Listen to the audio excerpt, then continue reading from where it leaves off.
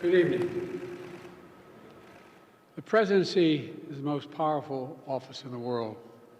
It's an office that not only tests your judgment, perhaps even more importantly, it's an office that tests your character. Because you not only face moments when you need the courage to exercise the full power of the presidency, you also face moments where you need the wisdom to respect the limits of the power of the office of the presidency. This nation was founded on the principle that there are no kings in America. Each of us is equal before the law. No one is above the law, not even the President of the United States. With today's Supreme Court decision on presidential immunity, that fundamentally changed. For all practical purposes, today's decision almost certainly means that there are virtually no limits on what a president can do.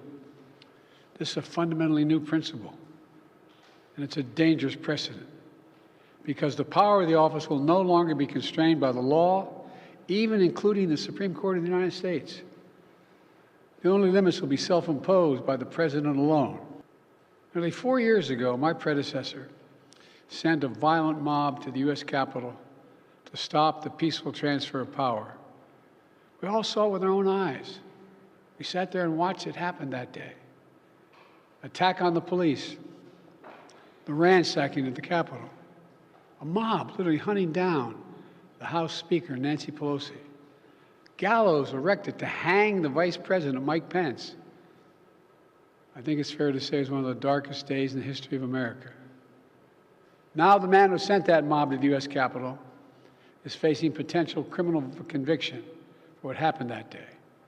And the American people deserve to have an answer in the courts before the upcoming election.